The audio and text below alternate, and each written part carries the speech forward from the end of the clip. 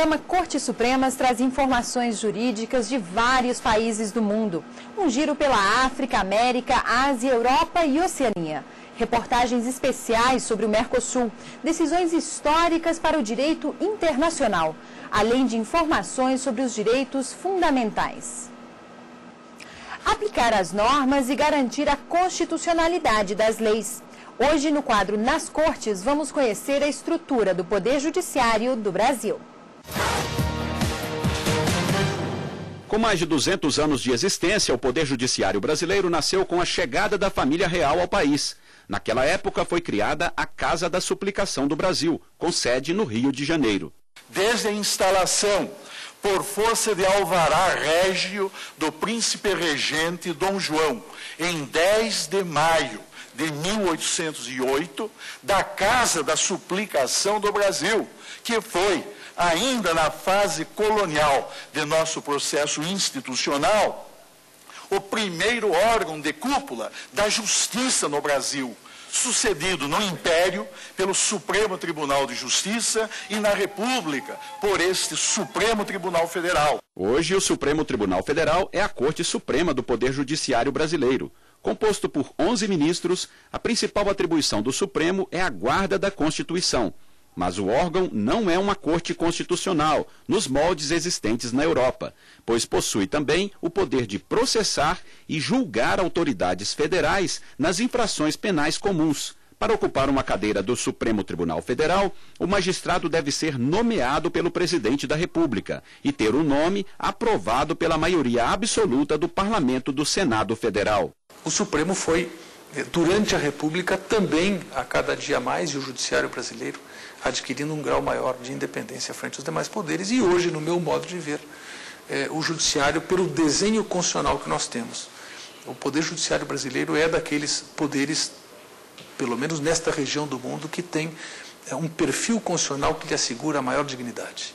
Outro órgão do Poder Judiciário brasileiro é o Superior Tribunal de Justiça, composto por 33 ministros, dos quais 11 são juízes dos tribunais regionais federais, 11 são desembargadores dos tribunais de justiça e 11 são advogados ou integrantes do Ministério Público Federal e Estadual. Os ministros do STJ também são nomeados pelo presidente da República e aprovados pelo Senado Federal.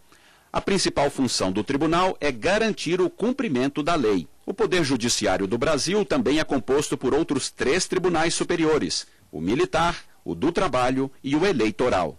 Já a segunda instância da Justiça brasileira é formada pelos tribunais regionais federais, responsáveis por julgar os recursos contra as decisões da primeira instância, formada pelos juízes federais. A satisfação de ter o Judiciário, que é um dos pilares da democracia no Brasil, reconhecida a sua independência até mesmo antes da independência política.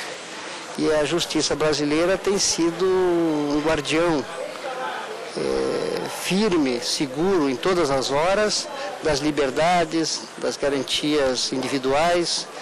E na nossa entrevista de hoje, vamos saber um pouco mais sobre o Poder Judiciário brasileiro.